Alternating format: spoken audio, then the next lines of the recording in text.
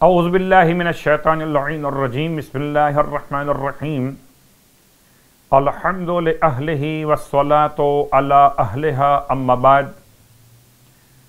ماہ مبارک شعبان المعظم نیکیوں کا اور روزی کے بانٹے جانے کا مہینہ اور درخت طوبہ کی شاخ سے لپٹنے کا بہترین موقع، اور کل بھی روشن رات کا بیان اور آج بھی روشن رات کا بیان کہ خدا کا لطف و کرم ہمارے شامل حال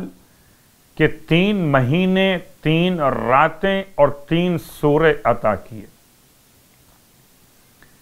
3 مہینے مسلسل ماہ رجب، ماہ شعبان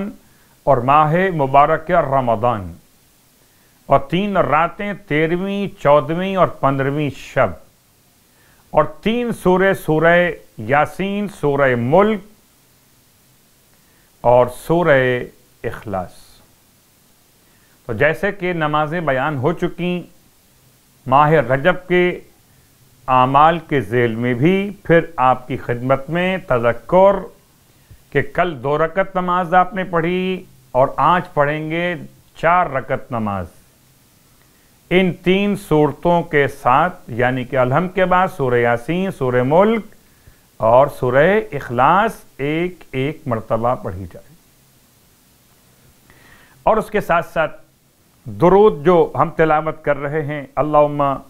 صلی علی محمد وآل محمد، یہ پورا مبارک مہینہ درود کا مہینہ ہے، جتنا ہو سکے درود پڑھتے رہیے۔ الطیبین الابرار الاخیار الذین اوجبت حقوقہم وفرضت طاعتہم وولایتہم، اے خدا درود نازل فرما محمد اور آل محمد پر جو طیبین ابرار نیکی کا عمل بیان کرنے والے، الاخیار بہترین خیر بیان کرنے والے، کہ جن کے حقوق کو تو نے واجب قرار دیا اور جن کی اطاعت اور ولایت کو فرض کر دیا ہے۔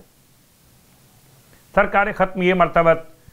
صلی اللہ علیہ وآلہ وسلم ارشاد فرماتے ہیں، 14ویں شب ماہ شعبان المعظم کی نماز کو بیان کرتے ہوئے کہ اگر کوئی انسان 14ویں شب ماہ شعبان کی 4 رکعت نماز بجا لائے تو ہر رکعت میں اس طرح سے کہ 4 رکعت نماز، ہر رکعت میں الحمد کے بعد سورۃ والعصر یعنی سورہ والعصر 5 مرتبہ پڑھے، 4 رکعت نماز 2 رکعت کر کے پڑھی جائے، اور ہر رکعت میں الحمد کے بعد 5 مرتبہ سورہ والعصر کی تلاوت کرے۔ کوئی تو خاص ربط ہے، یہ 14ویں شب ہے، سورہ والعصر پڑھیے، آنے والی 15ویں شب میں صاحب العصر کے یاد منائیے۔ اس نماز کا ثواب کتنا جو آج کی رات پڑھی جائے گی؟ ارشاد فرماتے ہیں اللہ کے حبیب خداوند عالم، اس نماز کے پڑھنے والے کے لیے حضرت آدم سے تا قیام قیامت تک تمام تر نماز گزاروں کا ثواب لکھ دیتا ہے۔ اللہ اکبر۔ اور اس حالت میں اسے اٹھایا جائے گا قیامت کے دن کہ اس کا چہرہ آفتاب اور مہتاب کی طرح روشن تر ہوگا، اور اس کے گناہ معاف کر دیے جائیں گے۔ ماہ شعبان المعظم کے 14 روزے اگر کوئی مکمل کر لے تو اللہ کے حبیب صلی اللہ علیہ وآلہ ارشاد فرماتے ہیں کہ تمام درندے، چوپائے، حتیٰ دریا میں مچھلیاں تک، ان پر الہام ہوگا کہ اس روزے دار کے لیے خدا سے مغفرت طلب کر۔ کیا جب درندے مغفرت طلب کریں، جب چوپائے مغفرت طلب کریں، حتیٰ کہ دریا میں رہنے والی مچھلیاں مغفرت طلب کریں، تو خدا کیوں نہ معاف کرے گا اس شخص کو